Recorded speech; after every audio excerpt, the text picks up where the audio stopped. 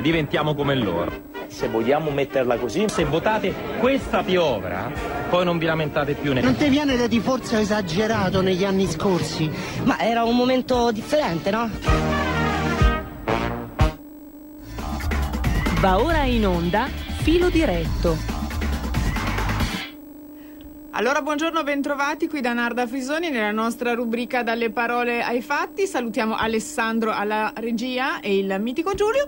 Allora, abbiamo in collegamento l'onorevole Alessandra Locatelli. Alessandra, buongiorno. Buongiorno Narda, buongiorno a tutti, anche a chi ci sta ascoltando. Carissima, Grazie. come stai? Impegnata sempre? Molto bene, molto bene, piena di energie Ti e vedo. pronta a tornare a Roma dopo questo breve stacco sul territorio, ma dove tutti quanti ci armeremo delle nostre armi più sottili per ribellarci a quello che sta succedendo. Ottimo. Senti, parliamo un po' di attualità, perché questa mattina ho letto questo articolo: Saviano, cocaina andrebbe legalizzata. Sono rimasta basita. Sì. Dimmi qualcosa per facciamo No, qualcosa.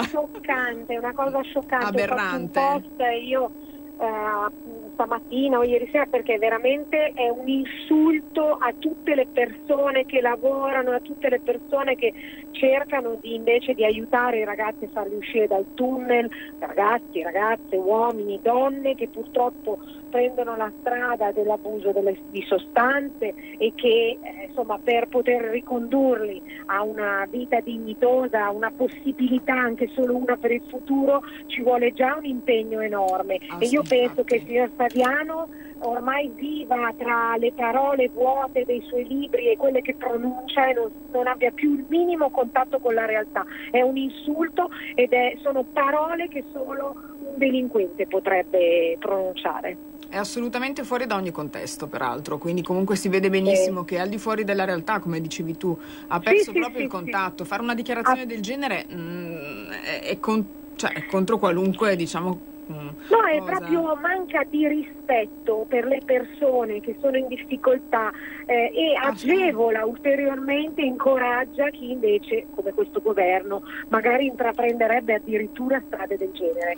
Io mi auguro che invece non si dia seguito a queste sconsiderate dichiarazioni e che insomma noi comunque faremo di tutto per impedire che cose di questo tipo possano prendere piede nel nostro paese. Non ho dubbi su questo, perché vi vedo già molto attivi. Sì. Comunque, Alessandra, quindi insomma, cosa ne pensi di questo nuovo governo? Domanda che ti avranno fatto in 1500, ma mi piace sentirlo, insomma, da No, ma è giusto, perché diamo anche magari due parole, possiamo fare anche due parole in più su quello che è successo. Certo. È successo semplicemente che Matteo Salvini con la Lega ha voluto portare alla luce quello che già stava succedendo da mesi. Da mesi alle spalle dei cittadini, alle nostre spalle, si stava consumando una trattativa tra PD e 5 Stelle, tra Conte e il PD e anche i poteri forti d'Europa, che abbiamo visto adesso alla luce del sole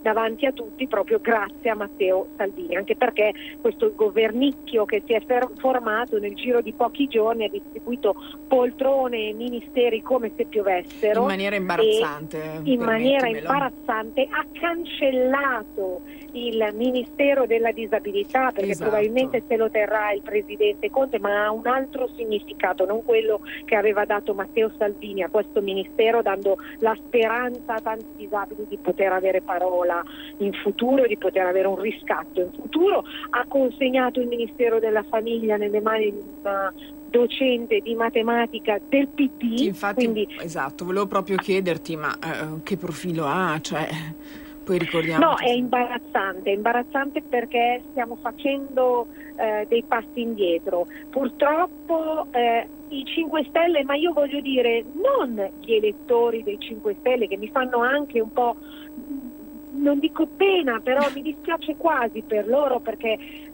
pensavano di votare un partito coraggioso che voltasse le spalle ai meccanismi della vecchia politica, invece si ritrovano naturalmente al governo col PD di Gentiloni, Franceschini, di gente che comunque riproporrà la stessa politica, e quindi adesso ci ritroviamo addirittura con un ministro alla famiglia del PD che sappiamo bene che cosa avrà intenzione di fare in futuro, e cioè di tacere sulle cose importanti e portare avanti battaglie che nulla hanno a che fare con quello che noi riteniamo essere il fulcro fondamentale della società, cioè la famiglia, intesa come famiglia naturale e intesa come sostegno alla famiglia, che fino ad oggi purtroppo non ha ricevuto ancora nessun incoraggiamento dal governo precedente. Ci stavamo arrivando noi e adesso ovviamente fatica, non ci aspettiamo grandi cose. Ecco, appunto, proprio su questo, sui tuoi temi, politiche sociali, famiglia, cioè cosa, appunto, disabilità ne hai già parlato, Sì. Cosa pensi che possa succedere? Cioè, secondo te tutto il lavoro fatto in 14 guarda, mesi? La cosa più grave che può succedere in questo momento la stiamo già vedendo, e cioè dai punti importanti dei loro accordi è stato tolto il tema degli affidi.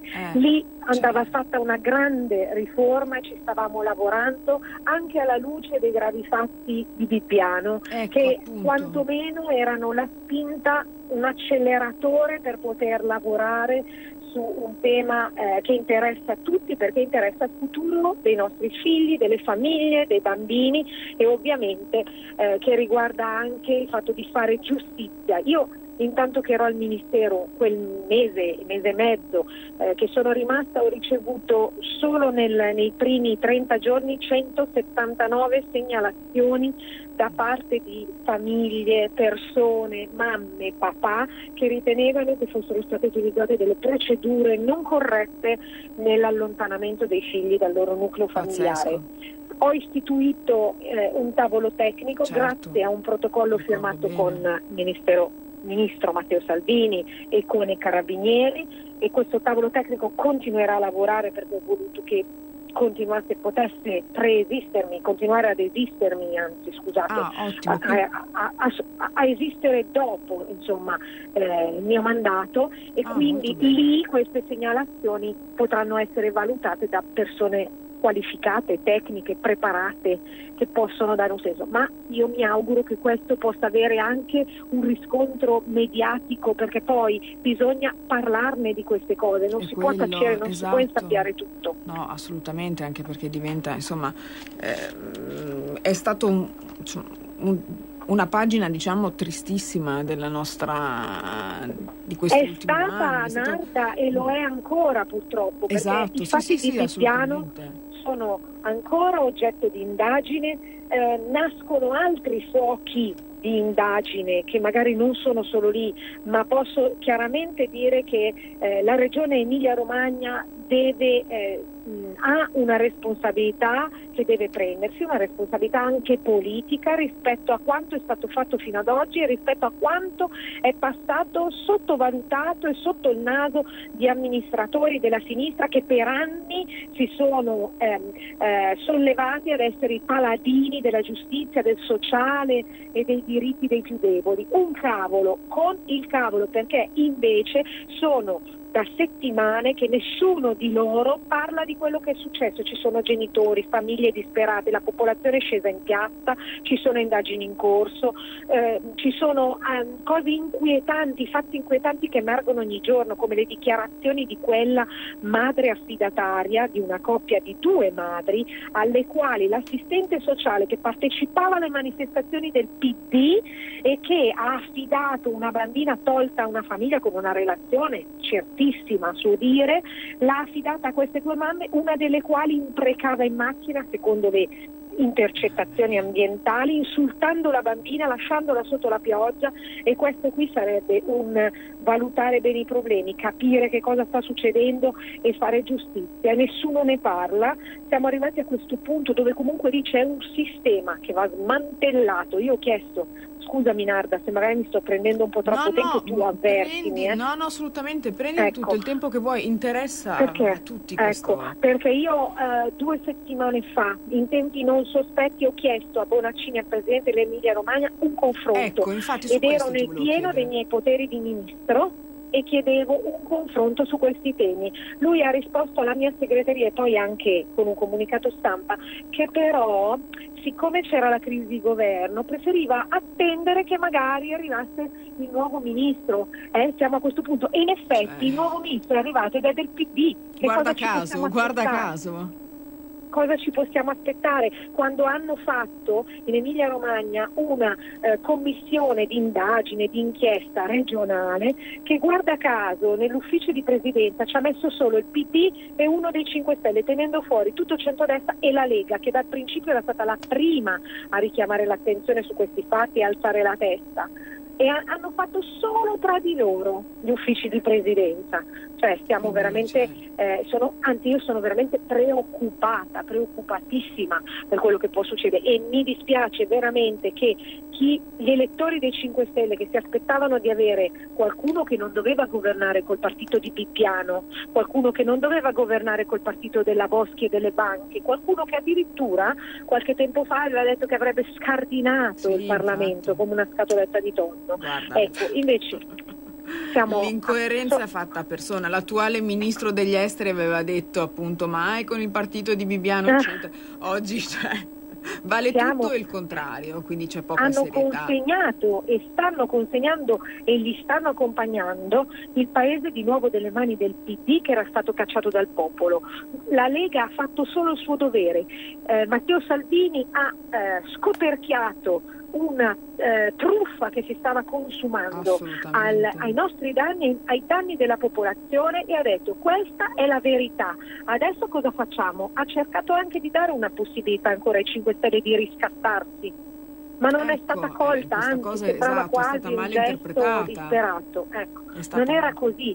Era che se fossimo andati avanti ancora qualche mese, questo accordo l'avrebbero tirato fuori a novembre-dicembre, quando si sarebbe fatta la legge di bilancio, e noi non avremmo avuto più scampo e saremmo stati anche noi coinvolti con loro nel non fare la flat tax, nel non dare risposte ai disabili, nel non dare risposte alle famiglie, nell'andare indietro in tutto e soprattutto nel dare risposte all'Europa e non ai nostri cittadini. Non era possibile far finta di niente e non era possibile più stare zitti.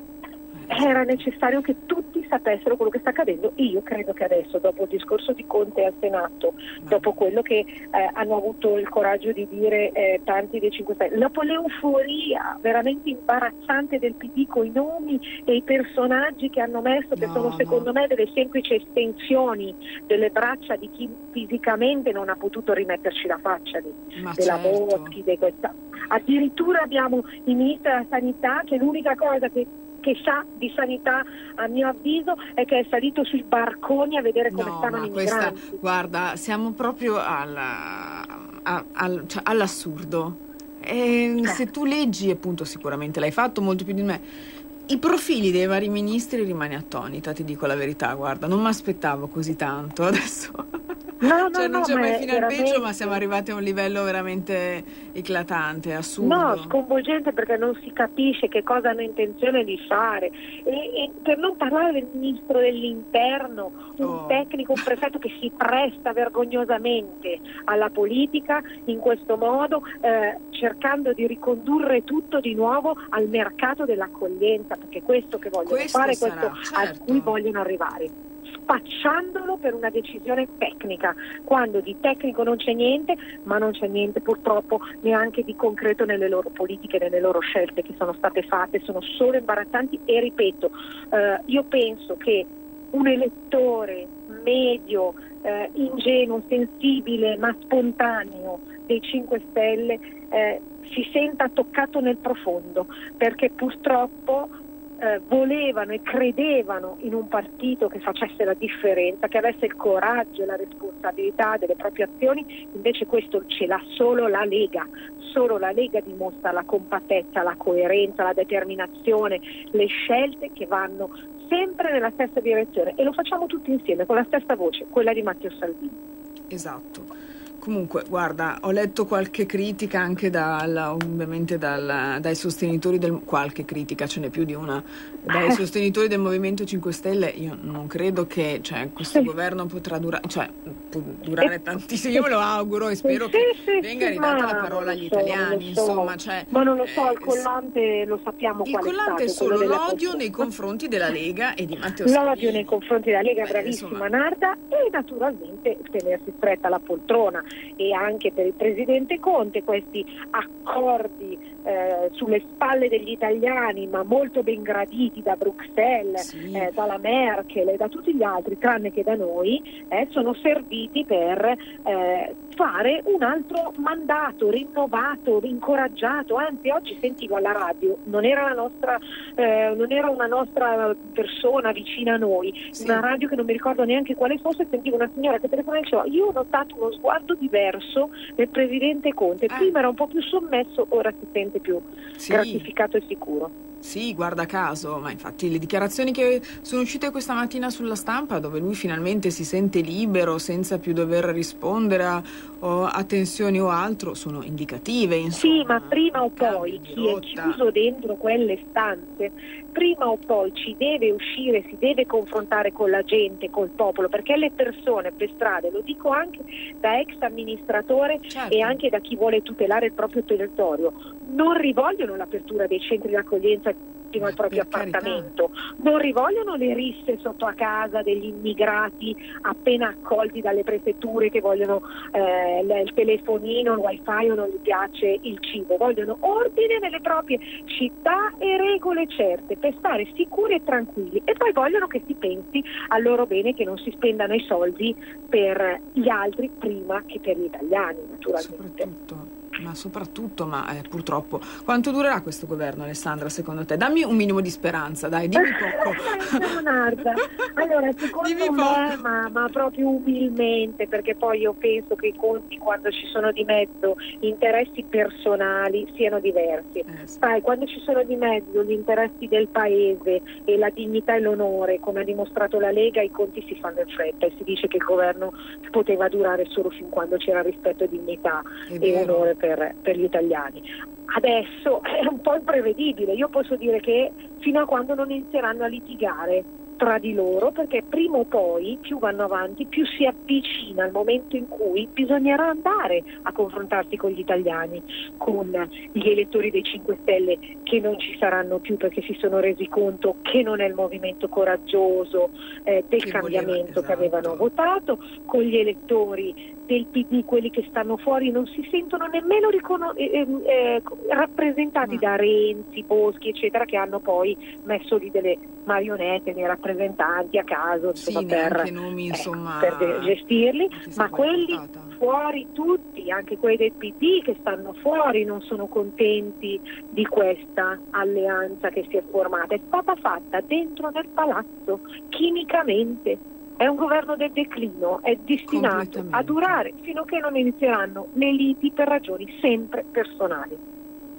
Speriamo che succeda presto, ti dico la verità. So, però almeno ridiamo la parola agli italiani, insomma, perché è questo che vogliono ed è giusto, e sarebbe giusto. Sicuramente, Narda, il primo pensiero è che ritorni il voto agli italiani, e intanto comunque fuori che le persone si sentano tranquillizzate, perché la Lega non è presente con una ventina di persone all'opposizione, ma ci sono 125 parlamentari alla Camera, che sono persone con esperienza, con competenza anche sui nostri territori, e ci sono 58 senatori. E poi abbiamo i nostri governatori, abbiamo gli amministratori locali. L'opposizione non si farà solo nei palazzi a Roma, ma si farà su tutto il territorio. Siamo pronti perché il prima possibile la parola torni agli italiani, e ovviamente noi speriamo con Matteo Salvini di dare veramente la prossima volta il governo stabile e del cambiamento che merita questo paese. Speriamo succeda presto, dai. Speriamo, incrociamo le dita. I primi 2 mesi saranno in luna di miele, dopodiché cominceranno, insomma, le tensioni, ce le auguriamo. Sicuramente. Senti, Alessandra, io ti abbraccio tanto, spero di averti presto qui con noi fisicamente in trasmissione. So che sei sempre impegnata, sei in giro, sei sempre incontri politici da una parte e l'altra, però magari una volta se capita ci farebbe. un giro per tutto il paese, ho fatto Ho 7 visto. regioni in un mese, ma non ho intenzione di fermarmi, perché quello che ho visto e che ha visto anche Matteo Salvini e tutti gli altri nostri esponenti che girano molto il territorio, contrariamente agli altri, è che la gente ha bisogno di parlare con i politici, di dire quello che va e quello che non va, e di poter mostrare anche le cose che nelle varie città dei nostri comuni ci sono, a partire dalla Sicilia, arrivare al Trentino, alla Liguria, tutto il paese. Ogni regione ha da mostrare delle caratteristiche virtuose di esperienze nel sociale e anche dei bisogni diversi che noi dobbiamo cogliere e saper rappresentare girando, e quindi Certo, in questi giri spero di poter passare anche a trovare te. Brava. Ascolta, abbiamo una telefonata in linea, se hai ancora un prego. secondo. Sì. Pronto, chi parla? Pronto, sono Maria da Casalmaiocco. Sì, buongiorno. Dunque, buongiorno, non so se avete visto ieri su Facebook il video di Centinaio, quello che fanno vedere che già il governo voleva prendergli i soldi per gli immigrati, no? Non so se l'avete visto su... No, non l'ho visto, ma ce lo racconti. Così Comunque già gli hanno fermato il progetto dove c'era la Serracchiani prima, no? Sì, parla del Friuli Venezia Giulia, ok, sì. Ecco, loro adesso vogliono che questi soldi qua che loro volevano fare, far partire l'industria, magari per il rimpatrio anche di certi emigranti, poi gli emigranti li aiutavano lo stesso, perché dopo 5 anni gli davano il lavoro anche a loro. Ecco, gli hanno subito fermato i soldi. Sì, ieri sì. Adesso non so, lui diceva che doveva andare fatto ricorso. Sì, non so se dove andavano a reclamare tutti i sindaci, ma speriamo che gli vada bene, perché con questo governo qua già incomincia a fare cose da non fare, non so. Sì. Poi un'altra cosa, io ho notato una cosa, il PD qua, mettendo facce nuove, mi sa che è una cosa per ingannare gli italiani, di dire ci sono facce nuove, faranno cose nuove. Voi cosa ne pensate? Grazie. Grazie a lei. Alessandra, cosa ne pensi? Sì, carissima, gentilissima la signora che ha telefonato, certo. E ha colto nel pieno il fatto, come dicevo prima, che avessero messo delle marionette. L'ha notato la signora, credo che l'abbiano notato tutti. Io credo che siano semplicemente l'estensione dei sempre soliti esponenti e rappresentanti del PD, che in qualche caso sono stati lasciati, tipo Franceschini, Gentiloni, insomma qualcuno è ritornato e qualcuno semplicemente manovra e continua a manovrare, esatto. Anche perché lì rimangono nel palazzo, rimangono al Parlamento, rimangono al Senato e continuano a fare i loro interessi, così come Renzi ovviamente. Non è che non sia stato coinvolto in prima persona in questa trattativa, ne è l'artefice insieme insomma a Conte, no? Certo. Quindi è chiaro che ecco. E poi per quanto riguarda le manovre sbagliate che stanno facendo, certo hanno già iniziato, ma è chiaro che hanno già dichiarato che per la prossima nave bisognerà essere più umani, che comunque si parla già di accogliente integrazione, di cambio di rotta. Vabbè, vediamo, completamente poi, l'opposto, ecco, di quello. Esatto, e poi vedremo fino a che punto avranno coraggio quando il popolo si ribellerà, nel senso che nelle nostre città i cittadini non stanno zitti, iniziano a segnalare, iniziano a recarsi e a scrivere direttamente ai sindaci, a scrivere alle prefetture quando le cose non vanno, e poi diventa difficile, credo, anche per loro affrontare la prossima volta le piazze oppure direttamente il voto quando sarà il momento. Esatto. Spero presto. Speriamo presto, dai. Va bene, Alessandra, ti abbraccio forte, spero di risentirti quanto prima. Grazie a te, Narda, un bacio a tutti, avanti tutta. Grazie, ciao Alessandra, ciao. Benissimo, mi dice Giulio dalla regia che facciamo un po' di pausa, quindi ci risentiamo tra pochissimo con Massimo Garavaglia. A tra poco. Adesso va a destra, 300 metri dritto, poi il semaforo. Certo che fai sempre la stessa strada tu, ma non hai voglia di cambiare. Chi ha parlato? Sono io, la Digital Radio, quella che ha cambiato il modo di ascoltare la radio con il sistema DAB+. È ora di cambiare. Vivi tutta la magia della Digital Radio. Se stai per cambiare auto, chiedila con il sistema DAB+. Dal 2019. In tutte le auto nuove. Dibidi dobidi DAB. Anche Radio Padania è in Digital Radio. Mi messaggio per tutti gli imprenditori, gli artigiani, i commercianti, i liberi professionisti. Hai un'attività? Dei prodotti da promuovere? Prova la pubblicità sulla nostra radio. Radio Padania ha preparato per te una grande promozione per aiutarti a sostenere la tua attività a tariffe davvero straordinarie. Informati, vedrai che si può fare. Mandaci una mail all'indirizzo spot@radiopadania.net. Con Radio Padania si può fare. Segui la Lega.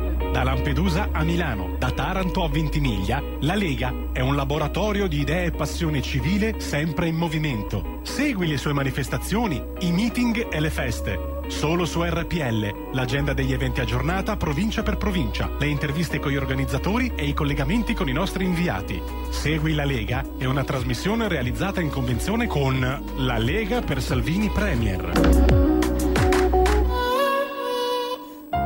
Per la tua pubblicità su Radio Padania Libera, scrivi a spot@radiopadania.net.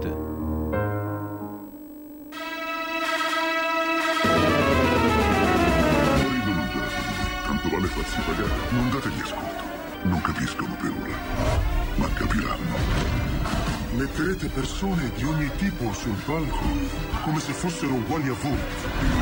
Il mondo sta cambiando, non mi rifiuto di far parte del vostro. Non ti viene da di forza esagerato negli anni scorsi? Ma era un momento differente, no?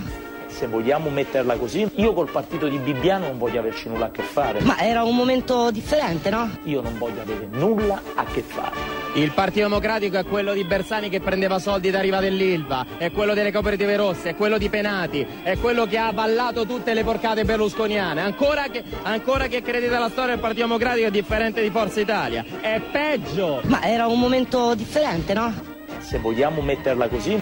Se Giorgio Napolitano, il nostro Presidente della Repubblica, le chiedesse al Movimento 5 Stelle di entrare in un nuovo governo col Partito Democratico, lei cosa farebbe? Come risponderebbe? Ma già detto che uscire dal movimento. Lei uscirebbe dal movimento?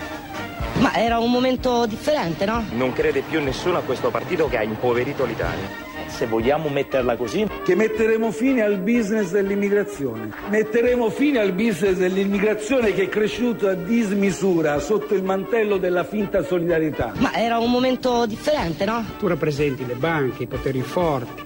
Dici una cosa, poi la smentisci il giorno dopo. Tu sei una persona non credibile. Benissimo. Quindi perfetto. Qualsiasi cosa dici non è credibile da parte mia e da parte nostra. Tu sei una persona buona che rappresenta un potere marcio che noi vogliamo cambiare totalmente. Beppe, mai andare al governo senza le elezioni. Mai andare al governo senza le elezioni. Mai andare al governo senza le elezioni. Ma era un momento differente, no?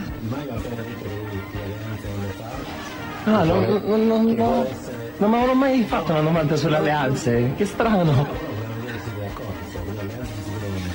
Ma io credo veramente, ora, con il massimo rispetto, io credo di aver risposto a questa domanda forse 1 milione di volte. Allora, per essere ancora più chiari, i giorni in cui il Movimento 5 Stelle non succederà mai, si dovesse alleare con i partiti responsabili dell'istituzione dell'Italia, io lascerei il Movimento 5 Stelle. Ma era un momento differente, no? Io vedo in questo PD un atteggiamento ancora più subdolo di quello di Renzi. Con questo PD io non ho nulla a che vedere. Oggi io non vedo un dialogo col PD di Zingaretti, ma proprio nei fatti. È un PD che si occupa di privilegi, che è coinvolto in tutte le inchieste di corruzione sulla sanità, Calabria, Umbria, i soldi degli italiani che finiscono in corruzione. È questo il PD che io vedo. Ma era un momento differente, no? Nessuno vuole sedersi al tavolo con Renzi. Sto sentendo online tante persone che mi scrivono: ti prego, non sedetevi al tavolo con Renzi, adesso sarebbe un errore madornale. Qui nessuno vuole sedersi al tavolo con Renzi. Ma era un momento differente, no? Questi del Partito Democratico non è che vogliono ripulirsi, il loro obiettivo è che noi un giorno diventiamo come loro. Se vogliamo metterla così, se votate questa piovra, poi non vi lamentate più. Non ti viene da di forza esagerato negli anni scorsi? Ma era un momento differente, no?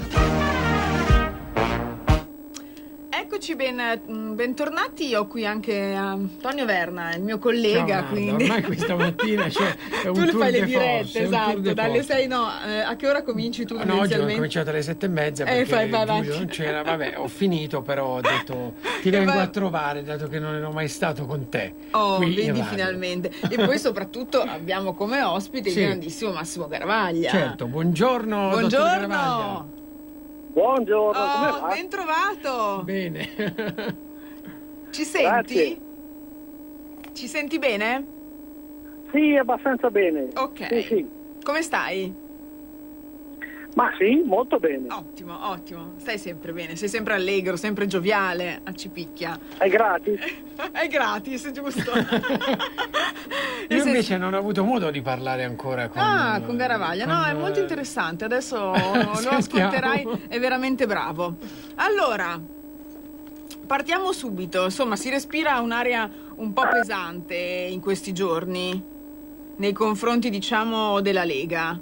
Boccia, il neoministro degli affari regionali, ha impugnato il provvedimento nei confronti del Friuli Venezia Giulia perché alcune disposizioni, così dice, in materia immigratoria appaiono discriminatorie. Enzo Amendola questa mattina, sottosegretario agli esteri, ha rilasciato una dichiarazione dove detta le nuove linee nei confronti dell'Europa, senza la quale, afferma, anche un grande paese come il nostro sarebbe un battello che naviga nel mare mosso della globalizzazione. Poi Salvini indagato per la questione Carola. Cosa ci dobbiamo aspettare di altro? Pronto? Vedo un silenzio. Pronto? Evidentemente è caduta la linea, niente, è caduta la linea, adesso tra poco lo richiamiamo, ma purtroppo sai, i collegamenti telefonici, anzi ringraziamo gli ospiti che sono sempre qui con noi, che il più delle volte passano da un appuntamento all'altro, insomma, e ci dedicano sempre tanto spazio. Stavo leggendo adesso, Antonio, la questione di... Ok, pronto? Pronto?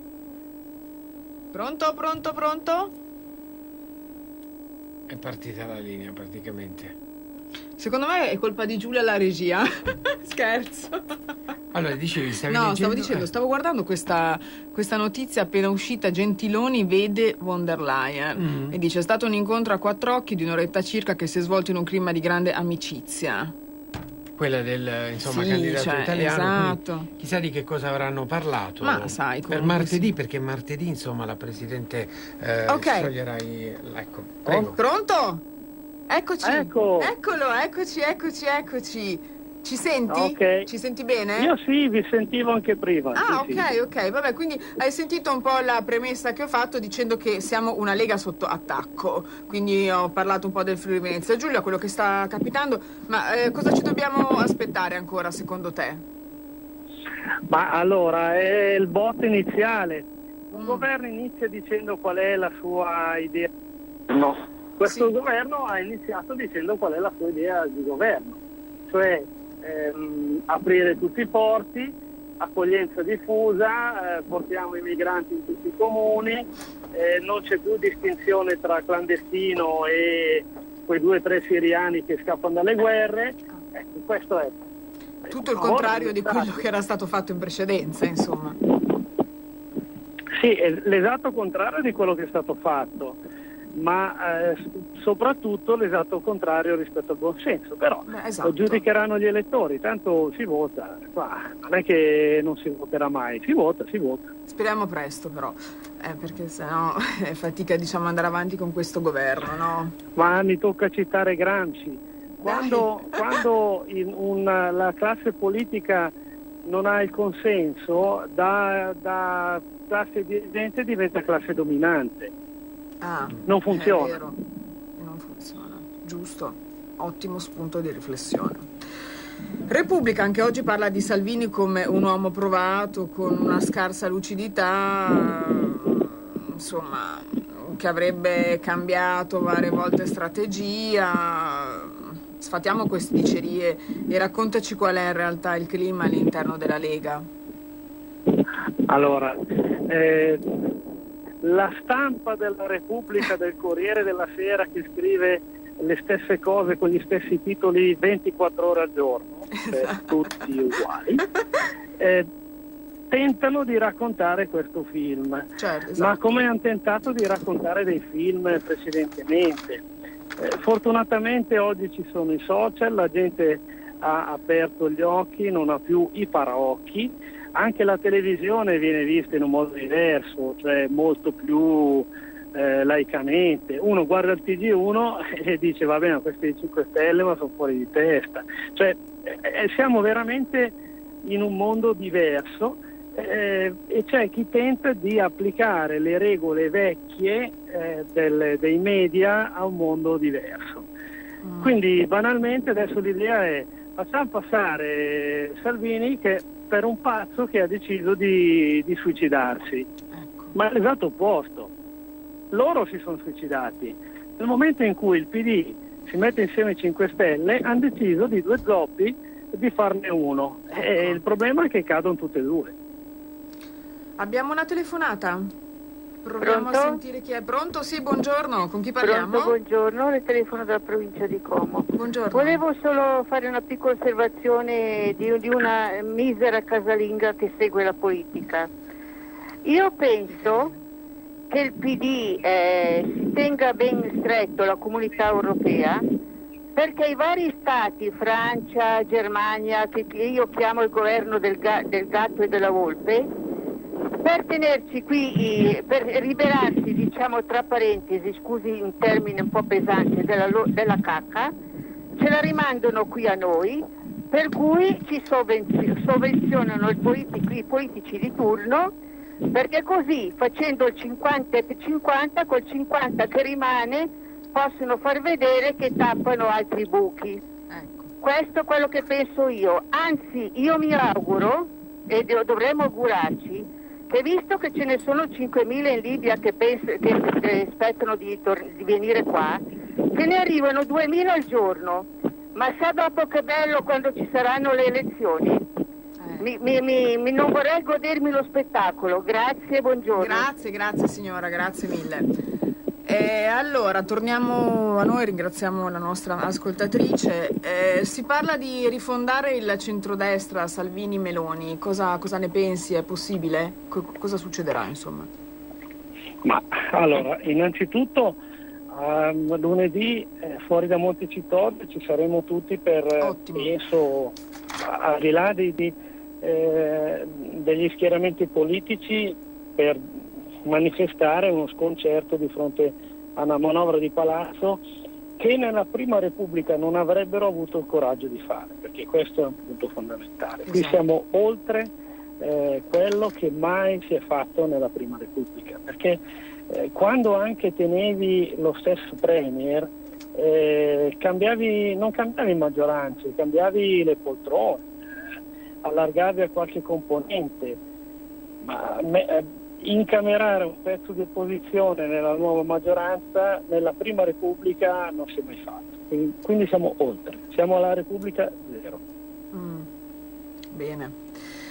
Dunque verrà votata probabilmente la fiducia lunedì alla Camera, se non sbaglio, e martedì al Senato, e ci ritroveremo insomma questo anomalo governo. Cosa succederà alle tasche degli italiani secondo te con una finanziaria alle porte imminente? Ma allora, dato il contenuto della minestra è inevitabile, tasse come non ci fosse un domani. Ecco, non è una bella notizia. Ma non è una notizia, ma lo sanno anche i muri. Esatto. Allora, il PD è sempre stato il governo delle tasse. L'IRAP, l'imposta rapina chi l'ha messa, disco del PD. L'IRPEF, il primo scaglione al 23%, perché adesso tutti fanno i fenomeni, abbassiamo l'IRPEF, eccetera, però si dimenticano che nel 2006 il governo Prodi con Visco, Ministro, Morando, tutti questi fenomeni, ha portato l'IRPEF al 23, aumentandola di 2 punti. Quindi di che cosa ci lamentiamo, che cosa vogliamo aspettarci? In più c'è l'EU, che è la componente sinistrissima, quindi è un governo sinistrissimo. Quindi già un governo di sinistra mette le tasse, un governo sinistrissimo mette le super tasse. E quindi la scusa qual è? La scusa sarà l'ecologia. Greta, eccetera, eccetera. E quindi le tasse ecologiche è il primo passaggio, ma questo è solo la schiuma della birra, quello che arriva in cima. Certo. Però vale 1,5 miliardi, attenzione. E già tasse ecologiche, mettiamocele via, sono la prima. Uno riesce a cambiare la vecchia macchina, il vecchio diesel, la vecchia Panda, perché no, giustamente cosa cambia la Panda che va ancora? No, Euro 3 in giù, una su un super bollo, e quindi buon aumento del bollo per chi non ha i soldi per cambiare la macchina. Ok. 2, prendi l'aereo, non va bene. Dovresti prendere il treno, che i 5 Stelle non ti vogliono far prendere perché dicono che il treno, la TAV, è meglio tenersi il TIR che la TAV. Ma lasciamo perdere i 5 Stelle, ormai sono una roba, non esistono più. Però al netto di questo vogliono mettere una ottima tassa sui biglietti aereo, 8 euro a biglietto aereo, 600 milioni di euro, basta, finito. Quindi tu prendi l'aereo, caccia giù 6 euro, cosa serve? Per l'ambiente, va bene, e quindi via 6 euro a ogni biglietto che prendi, 600 milioni. Poi la plastica, no? Adesso c'è la plastica nei mari, è un casino, abbiamo visto quelle fantastiche immagini che fanno vedere dell'isola nel Pacifico di plastica. Nessuno mai ti dice che quella viene da quei dementi che non hanno raccolta differenziata, inceneritori, eccetera. Per cui, che ne so, Roma, gestita ottimamente dalla Raggi, che adesso il PD la porterà come sindaco, la rinnoverà e dirà che è fantasticamente gestita Roma, la Raggi che porta 1 tonnellata al giorno nel nord Europa, che sono lì che ridono, che gli esce dalle orecchie il riso, a 140 euro a tonnellata. La plastica è petrolio, quindi quando bruci il petrolio è come bruciare il gas e quindi fai energia. Loro sono contenti come la Pasqua. I contribuenti italiani pagano perché a Roma ci sono dei deficienti che non sono in grado di fare l'ABC, perché in un comune, se non porti via la spazzatura, sei lo zero. In un comune del nord, se lasci un sacchetto per strada, il sindaco non viene rieletto, ma manco per 2 generazioni, giusto per essere chiaro. Però lì funziona così, e quindi ottima tassa sulla plastica. Siccome noi abbiamo degli amministratori come la Raggi che non sanno fare un occhio bicchiere, tassiamo chi usa la plastica, non chi è incapace di rigenerarla e di valorizzarla, perché è questo il concetto che Cribbio noi dovremmo far passare.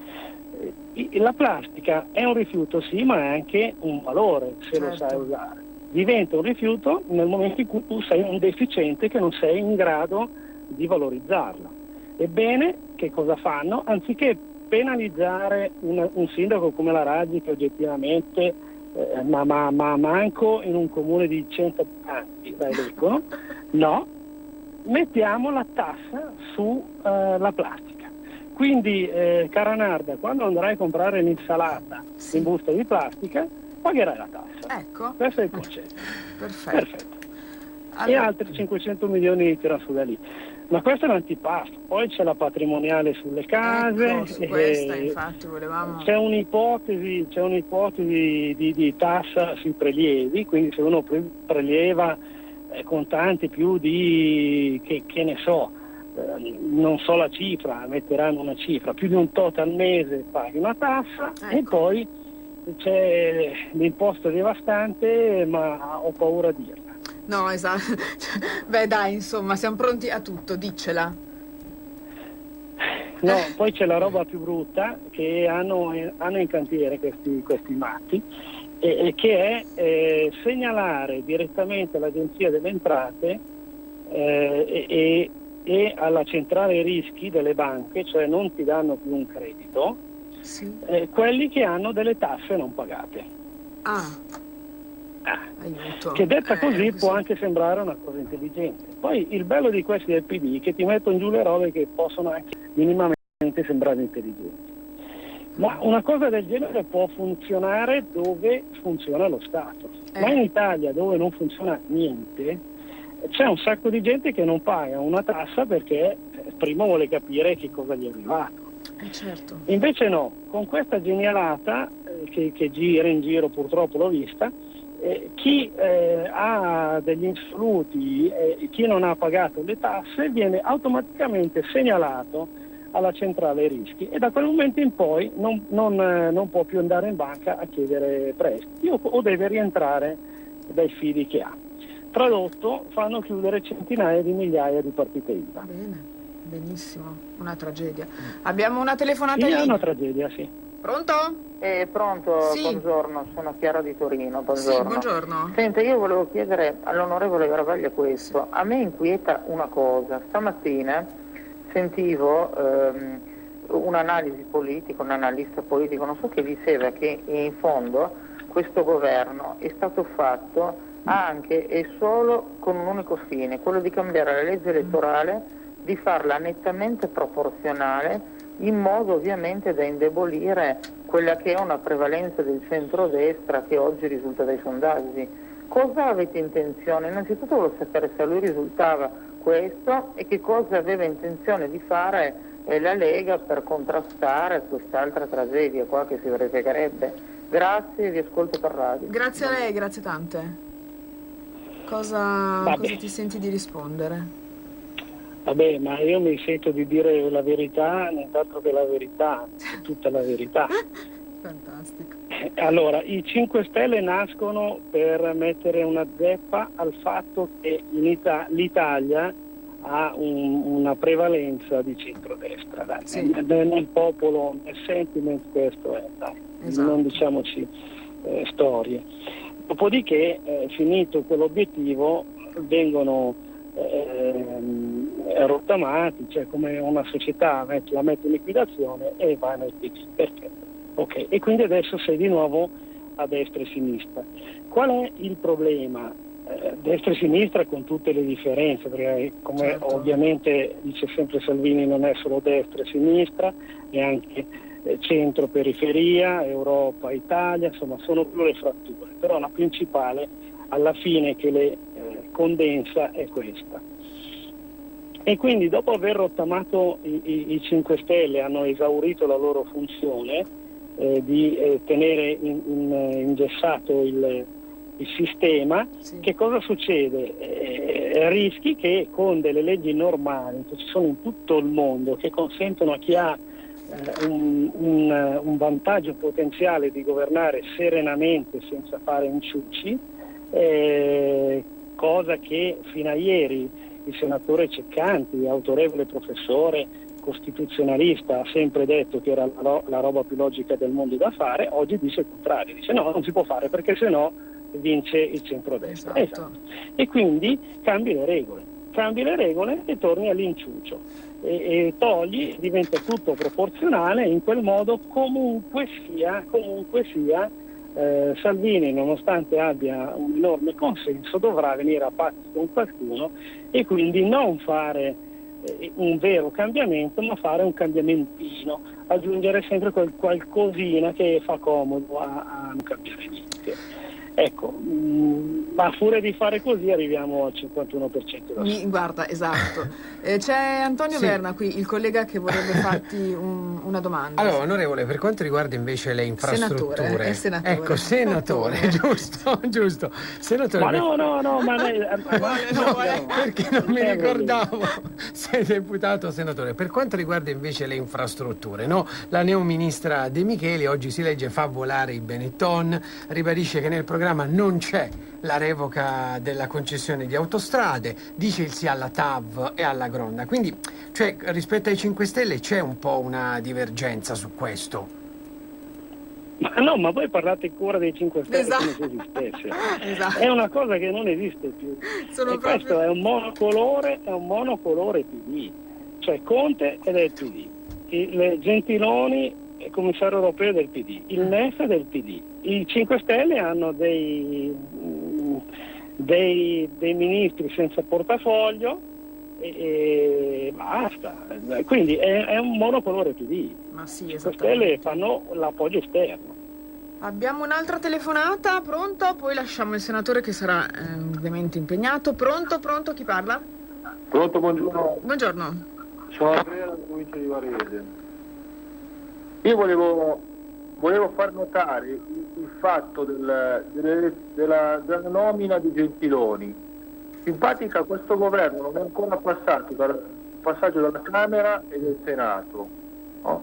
E si sono affrettati, diciamo, anticipatamente a promuovere Gentiloni come membro.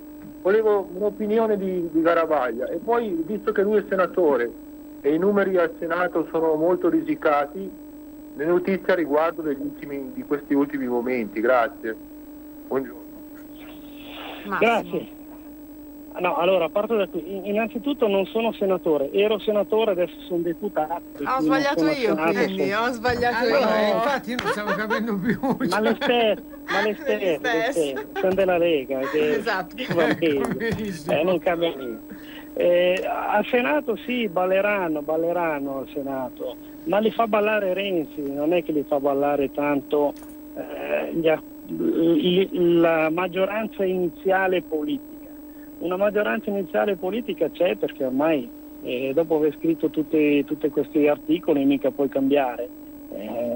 Poi dopo la Repubblica della Stampa del Corriere del Sole 24 ore dovrebbe chiudere domani, quindi non si può. Quindi parte. Cosa succede dopo vedrà Renzi quando fino che gli conviene che vada avanti, però questa è politica politicante, non ci interessa. E l'altra questione, quella del commissario, ma è evidente che Gentiloni va bene, Gentiloni è membro dell'establishment, fa esattamente quello che vuole la Commissione europea, per cui potrebbe anche diventare vicepresidente, perché no? E d'altronde c'è il PD, c'ha Gozzi che rappresenta il governo francese, quindi siamo già nel governo europeo. Il problema è che noi siamo la Repubblica di DC, cioè noi siamo i conquistati. Però questa cosa qui il popolo alla fine ha l'ultima parola. Alla fine si vota, ogni tanto si vota e non puoi sempre negare al popolo di esprimere la propria opinione. Assolutamente. Va bene Massimo, noi ti ringraziamo tantissimo sempre per la tua disponibilità e speriamo di riaverti presto qui con noi. Grazie, buon lavoro. Grazie, buon fine settimana. Benissimo amici, grazie per essere stati qui con noi, grazie al mio collega Antonio Verna che mi ha tenuto compagnia, e ci sentiamo la prossima settimana qui con la nostra rubrica Dalle parole ai fatti, dalle 13 alle 14, sempre qui su RPL. Grazie, buon fine settimana a tutti da Nani ed Antonio Verna. Grazie, ciao. Avete ascoltato Lo Dirego.